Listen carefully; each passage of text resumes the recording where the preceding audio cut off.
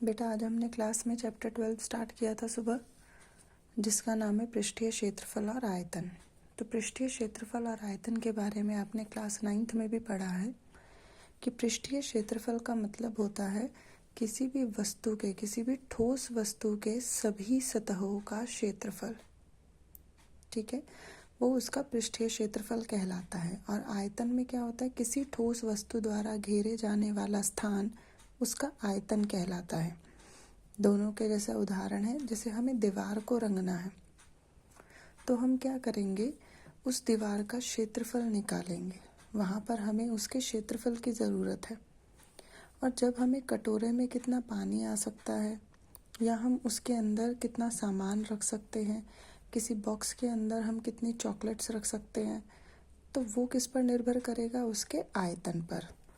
तो जब हम वस्तु के सतहों की बात करते हैं तो पृष्ठीय क्षेत्रफल निकलेगा। जब हम उसके द्वारा घेरे जाने वाले स्थान की बात करते हैं तो वहाँ पर आयतन निकलेगा।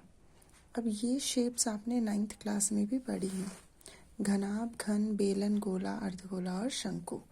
9th क्लास में जो आपने पृष्ठीय क्षेत्रफल और आयतन के क्वेश्चंस किए थे, वहाँ पर एक क्वेश्चन में एक ही सिंगल फिगर होती थी। यहाँ पर आपके पास एक क्वेश्चन में मतलब फिगर्स का कॉम्बिनेशन होगा। ठीक है, जैसे फर्स्ट आकृति है घनाभ। घन और घनाभ दोनों में क्या फ़र्क है? घनाभ के अंदर ये इसकी लंबाई है, चौड़ाई है और ऊंचाई है।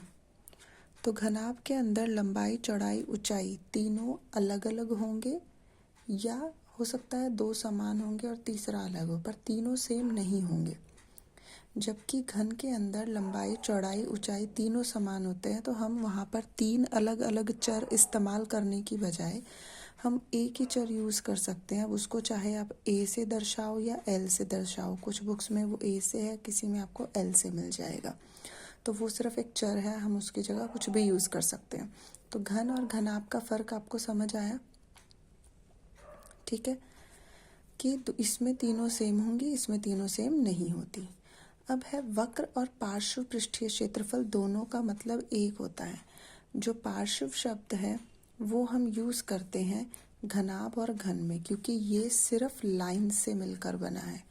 जो वक्र है उसको हम यूज़ करते हैं इन शेप्स में, क्योंकि वहाँ पर गोलाई की बात है, गोल चीज़ का है, वहाँ लाइन सेगमेंट नहीं है। ठीक है, पर मतलब दोनों का एक ही होता है। अब मतलब घनाभ में क्या है इसका मतलब? घनाभ में इसका मतलब है पार्श्व पृष्ठीय क्षेत्रफल का कि हमें सिर्फ उसकी चार दीवारों की बात करनी है, यानी छत और आधार को छोड़ देना है। तो एक होता है पार्श्व पृष्ठीय क्षेत्रफल, एक होता है कुल पृष्ठीय क्षेत्रफल।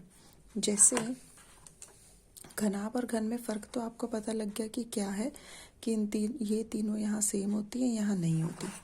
अब जैसे ये आकृति है, ये क्या है, ये एक घनाभ है, तो ये इसकी लेंथ हो जाएगी, ये इसकी ब्रेड्थ हो जाएगी, और ये क्या है, इसकी ऊंचाई है। तो इसमें कितनी सतह है? इसमें सतह है 6, 1, 2, पीछे वाली 3, 4, 5 और ऐसे ये नीचे 6 सतह है। तो जब हम इसका कुल पृष्ठीय क्षेत्रफल निकालते हैं तो यहाँ पर 6 सतहों के क्षेत्रफल को जोड़ा गया है। ठीक है, अब ये 6 सतहों का क्षेत्रफल निकला कैसे? देखो, अगर मैं एक टाइम पर एक सतह की बात करूँ, सिर्फ एक सतह की, जैसे ये एक सतह है, तो मैंने इसमें बोला ये लेंथ है, ये ब्रेड्थ है और ये हाइट है। तो जब मैं ऊपर वाली सतह की बात कर रही हूँ, इसमें हाइट तो आ ही नहीं रहा, इसमें सिर्फ लेंथ और ब्रेड्थ आ रहा है, यानी ऊपर वाली सतह का क्षेत्रफल हो गया L इंटू बी। ऐसे ही नीचे वाली सतह का भी क्षेत्रफल हो गया L इंटू बी। जब मैं इस साइड वाली सतह की बात कर रही हूँ तो इसमें देखो आपका L आ रहा है और H आ रहा है, B का कोई रोल नहीं है। तो इस वाली सतह का क्षेत्रफल होगा L इंटू एच। इसका क्षेत्रफल L इंटू एच है, तो पीछे वाली का भी क्षेत्रफल क्या होगा, L इंटू एच। अब यहाँ वाली सतह जब आप देखोगे, ये साइड वाली, इसमें आपका ब्रेड्थ आ रहा है और H आ रहा है, यानी इसका क्षेत्रफल B इंटू एच, तो इधर वाली का भी B इंटू एच। तो इसलिए हर एक चीज़ दो बार आएगी, क्योंकि आमने सामने वाली दीवारों का क्षेत्रफल समान है। तो 2 LB plus BH plus HL। ठीक है, 2 इसलिए लगाया क्योंकि आमने सामने वाले का सेम है। जैसे LB एक ऊपर वाले के लिए है और एक LB नीचे वाले के लिए है। BH एक इस वाले के लिए है और एक BH इस वाले के लिए है। HL एक इस वाले के लिए है और एक इस वाले के लिए है। ठीक है, तो कुल पृष्ठीय क्षेत्रफल में तो 6 के 6 सतह आएंगे। जब हम पार्श्व पृष्ठीय क्षेत्रफल की बात कर रहे हैं तो अगर मैं ये कहूँ कि मुझे इस बॉक्स को रंगना है, इसके पार्श्व पृष्ठीय क्षेत्रफल को, तो मेरे कहने का मतलब ये है कि आपको इसकी साइड की 4 दीवार रंगनी है। एक ये, 2, 3, 4। ना ऊपर से रंगना है ना नीचे से रंगना है, सिर्फ 4 दीवार इसकी साइड वाली रंगनी है। ये मतलब होता है पार्श्व पृष्ठीय क्षेत्रफल का। तो क्योंकि जब हम सिर्फ ये साइड की 4 दीवार रंग रहे हैं, ऊपर वाला हिस्सा रंग ही नहीं रहे, तो जब हम ऊपर वाला हिस्सा नहीं रंग रहे तो ऊपर वाले हिस्से में LB आ रहा था, तो इसका मतलब वो नहीं आएगा। ऐसे ही हम नीचे वाला नहीं रंग रहे तो नीचे वाले में भी LB आ रहा था। तो इसलिए जब पार्श्व पृष्ठीय क्षेत्रफल की बात होती है तो इस फॉर्मूले में से हम LB गायब कर दें तो वो उसका पार्श्व पृष्ठीय क्षेत्रफल बन जाएगा। यानी हमने छत छोड़ दिया और आधार छोड़ दी। ठीक है, ये दोनों फॉर्मूले समझ आएगा। आयतन होता है आधार का क्षेत्रफल गुणा ऊंचाई। तो इस बॉक्स में आधार इसका क्या है, ये है इसका आधार। इसके आधार में लंबाई और चौड़ाई आ रही है और गुणा में आपको हमेशा ऊंचाई करनी होती है, तो इसलिए L into B into H। जब आप घन की बात कर रहे हो बेटा, इसी फॉर्मूले से आ जाएगा। अब मैंने सारे 3 अलग अलग चर की बजाय यहाँ पर एक ही चर लिया है A, तो देखो ये क्या बन जाएगा, 2A into A square, A into A square, A square plus A square 2A square हो जाएगा। 2A स्क्वायर को 2 से गुणा करोगे तो 4A स्क्वायर आ जाएगा। यहाँ पर A into A square, A into A square, A into A square यानी 3A स्क्वायर हो गया। 3A स्क्वायर को 2 से गुणा करोगे तो 6A स्क्वायर हो गया। या सीधा सीधा घन में हर एक जो उसका सतह है वो एक वर्ग है, तो उसकी हर एक सतह का क्षेत्रफल A इंटू A होगा। तो 6 सतह होती है तो 6A स्क्वायर हो जाएगा। आयतन उसका A into A into A cube हो गया। अब बात करते हैं बेलन की। बेलन का वक्र पृष्ठीय क्षेत्रफल से मतलब क्या होता है। जैसे ये पेन है, ये बेलन है, तो बेलन के वक्र पृष्ठीय क्षेत्रफल का मतलब भी वही होता है जो पार्श्व का मतलब है। पार्श्व में आपने क्या किया था, ऊपर वाला हिस्सा नहीं लिया था और नीचे वाला हिस्सा नहीं लिया था, ये बीच का हिस्सा लिया था। ऐसे ही बेलन में वक्र पृष्ठीय क्षेत्रफल का मतलब भी क्या होता है, ऊपर वाला हिस्सा नहीं लेना, नीचे वाला हिस्सा नहीं लेना, सिर्फ जो ये बीच वाला हिस्सा है ये पूरा गोल, हम सिर्फ इस हिस्से को रंगेंगे, ऊपर वाले वृत्त को छोड़ देंगे और नीचे वाले वृत्त को छोड़ देंगे। तो इसलिए बेलन के वक्र पृष्ठीय क्षेत्रफल का फॉर्मूला 2πRh होता है। कुल पृष्ठीय क्षेत्रफल में क्या होता है बेटा, जो वक्र पृष्ठीय क्षेत्रफल है वो प्लस, अब हमें देखो ऊपर बेलन में ऊपर भी सर्कल होता है और नीचे भी सर्कल होता है और दोनों सर्कल का फॉर्मूला सेम होगा, तो πr square plus πr square 2πr square होगा। तो 2πr आप कॉमन लोगे तो ब्रैकेट में h प्लस r बच जाएगा। तो ये फॉर्मूला ऐसे आता है। आपको ये याद करने की ज़रूरत नहीं है, आपको डायरेक्ट फॉर्मूला लर्न होना चाहिए। ठीक है, आयतन, आयतन का फॉर्मूला इसमें भी क्या होगा, आधार, तो बेलन का आधार वृत्त होता है, इसलिए πr स्क्वायर इंटू हमेशा ऊंचाई से करते हैं तो πr स्क्वायर h। गोला आपने बॉल देखी है, तो गोले में कोई पार्श्व या वक्र पृष्ठीय क्षेत्रफल नहीं होता। गोले में सिर्फ एक कुल पृष्ठीय क्षेत्रफल होता है 4πr स्क्वायर और गोले के आयतन का फॉर्मूला है 4/3πr क्यूब। जब आप गोले के 2 बराबर टुकड़े कर दो तो उसमें से आपको मिलता है एक अर्धगोला, यानी जैसे एक कटोरा होता है, उसमें आपका वक्र पृष्ठीय क्षेत्रफल, जैसे आप कटोरी है, कटोरी ऊपर से खुली है, तो जो ऐसे उसमें आप बाहर से हाथ में लगाओ या अंदर से हाथ लगाओ वो उसका क्या कहलाएगा, वक्र पृष्ठीय क्षेत्रफल। कुल पृष्ठीय क्षेत्रफल क्या होगा, कुल पृष्ठीय क्षेत्रफल मतलब जैसे वो कटोरी अभी खुली है, अगर मैं उसको ऊपर से भी बंद कर दूं तो ऊपर से बंद करने के लिए मैं उसमें क्या लगाऊंगी, एक सर्कल लगाऊंगी, यानी सर्कल का क्षेत्रफल हो जाएगा πr स्क्वायर। इसलिए ये 2πr स्क्वायर और πr स्क्वायर जुड़कर 3πr स्क्वायर हो जाता है। आयतन इसका गोले का आधा कर दोगे तो अर्धगोले का आयतन आ जाएगा, इसलिए 2/3πr क्यूब। नेक्स्ट है शंकु, जो बर्थडे कैप होती है।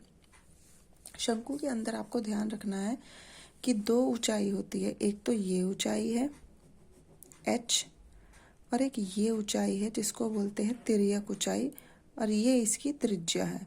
और यहाँ पर 90 डिग्री का एंगल बन रहा होता है, इसका मतलब ये आपका एक समकोण त्रिभुज है।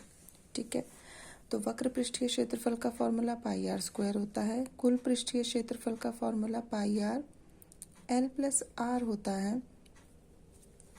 और आयतन का फॉर्मूला इसका 1/3 पाई आर स्क्वायर एच होता है। जो बेलन का फॉर्मूला होता है आयतन का, उसका 1/3 कर दोगे तो आपका शंकु का आ जाएगा क्षेत्र आयतन। अच्छा, तिर्यक ऊंचाई निकालने के लिए आपको एक ये रिलेशन याद होना चाहिए कि एल स्क्वायर बराबर होता है h square plus r square के। और ये आया कैसे, ये मैंने बताया आपको। ये समकोण त्रिभुज है तो इसमें आप पाइथागोरस प्रमेय लगा सकते हो कि कर्ण का स्क्वायर बराबर होगा लंब के स्क्वायर जमा आधार के स्क्वायर के। ठीक है, अब फर्स्ट क्वेश्चन के अंदर आपको बोला है कि एक घन है जिसका आयतन 64 सेंटीमीटर क्यूब है और ऐसे दो घनों को आपस में जोड़ा है। तो इन दोनों को हमने जोड़ दिया। अब जो नई शेप बनी है वो घन नहीं रहेगी, वो क्या बन गई, एक घनाभ हो गई। और हमें इस घनाभ का पृष्ठीय क्षेत्रफल निकालना है। यानी जब कोई शब्द नहीं लिखा होता तो इसका मतलब हम कुल पृष्ठीय क्षेत्रफल मानकर चलेंगे। तो हमें ये पता है कि जब हमने दो घनों को जोड़ा तो एक नया घनाभ बन गया। अब ध्यान से देखो, जब आपने दो घनों को जोड़ा तो सबसे पहले तो हमें ये पता होना चाहिए कि ये घन की साइड कितनी है। वो हम निकालेंगे इस फॉर्मूले से, क्योंकि हमें घन का आयतन दिया हुआ है 64, तो हम घन के आयतन का फॉर्मूला लगा देंगे a क्यूब बराबर 64। अब इसके बाद या तो आप इसको लिख दो 4 का क्यूब और दोनों तरफ पावर 3 है, बीच में बराबर का निशान है तो a 4 होगा। या यहाँ पावर 3 है, दूसरी तरफ जाएगी तो 1/3 हो जाएगी। तो 64 का जब आप घनमूल निकालोगे तो 4 आएगा। ठीक है, ऐसे आप घनमूल निकालेंगे।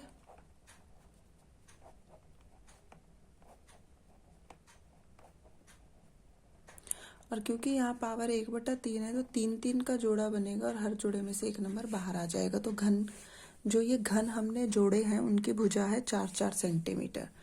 अब देखो, जब आपने दो घनों को एक दूसरे से चिपका दिया बेटा, तो ना तो उसकी चौड़ाई पर कोई फर्क पड़ा, ना उसकी ऊंचाई पर कोई फर्क पड़ा तो सिर्फ पड़ा उसकी लंबाई पर, लंबाई बढ़ गई। तो हमारी लंबाई हो गई 8, चौड़ाई और ऊंचाई उतनी ही रही।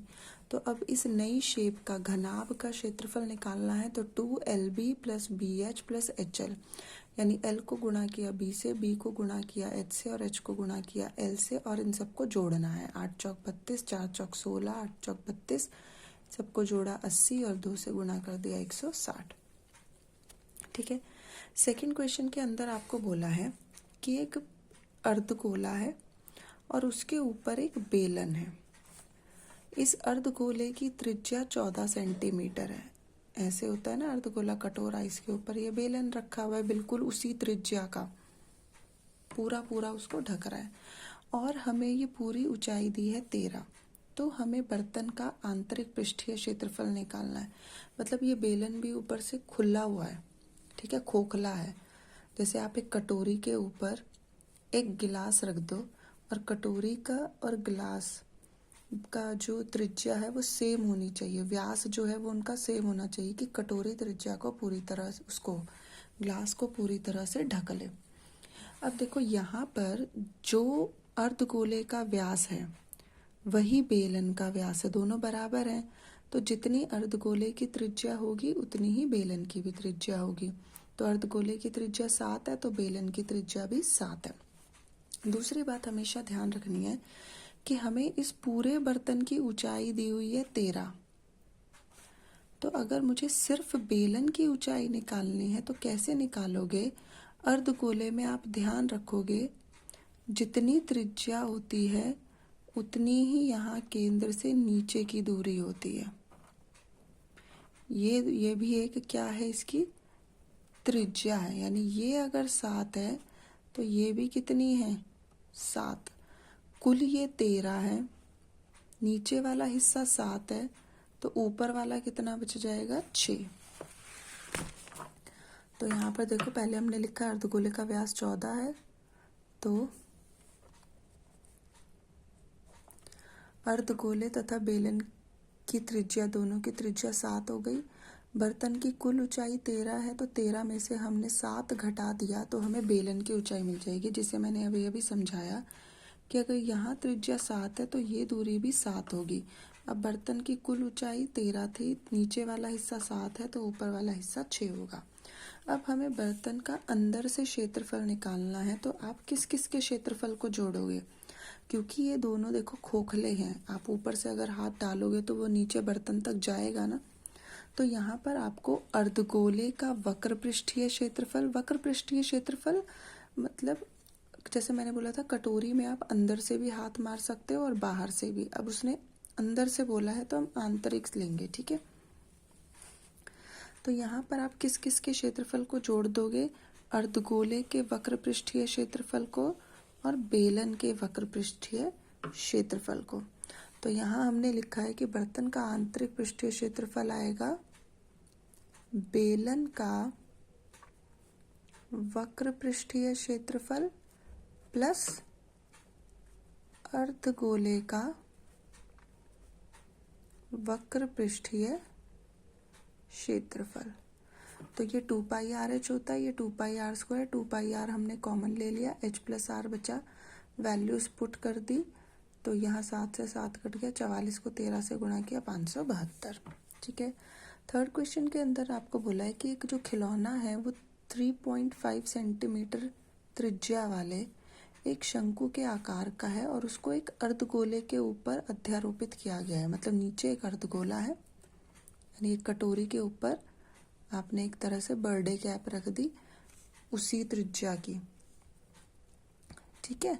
अब हमें इसका संपूर्ण पृष्ठीय क्षेत्रफल निकालना है, यानी जब ये देखो, अब एक तरफ से ये खिलौना तो ऊपर से हो गया बंद, तो यहाँ पे संपूर्ण पृष्ठीय क्षेत्रफल मतलब ये ऊपर वाला हिस्सा और ये बाहर से ये इसका वक्र पृष्ठीय क्षेत्रफल और ये शंकु का वक्र पृष्ठीय क्षेत्रफल। ठीक है। तो दो चीजें क्लियर हो गई कि इसमें हमें इन दोनों को ऐड करना पड़ेगा, शंकु के वक्र पृष्ठीय क्षेत्रफल को और अर्धगोले के वक्र पृष्ठीय क्षेत्रफल को। अब देखो शंकु के वक्र पृष्ठीय क्षेत्रफल का फॉर्मूला होता है, यहाँ पे आएगा शंकु का वक्र पृष्ठीय क्षेत्रफल प्लस अर्धगोले का वक्र पृष्ठीय क्षेत्रफल।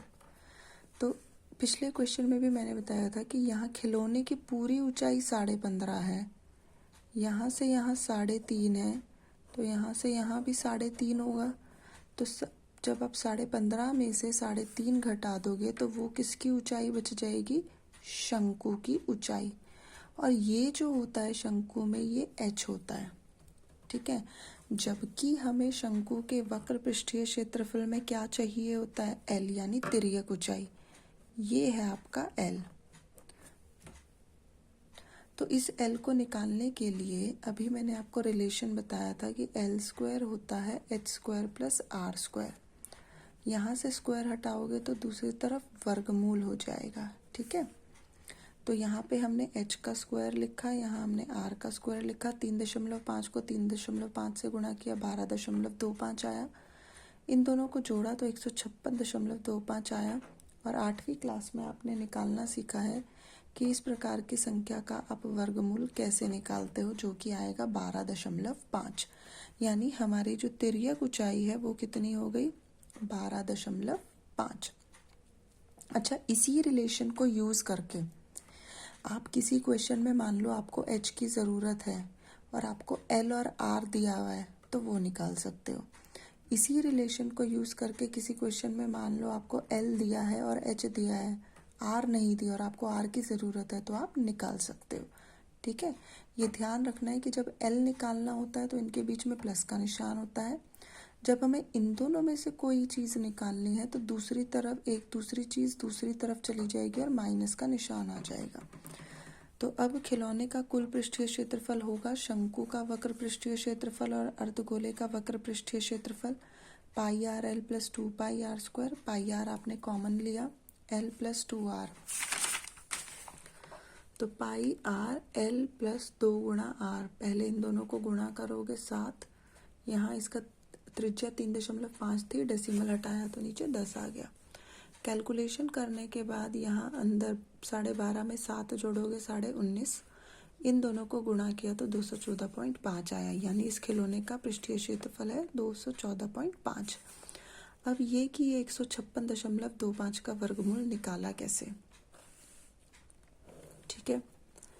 तो ये हमने 8th क्लास में रूल सीखा था कि आप यहाँ पर दशमलव के बाद तो आगे से ऐसे 2-2 के जोड़े पे बार लगाते हो और दशमलव से पहले पीछे से 2-2 के जोड़े पे बार लगाते हैं।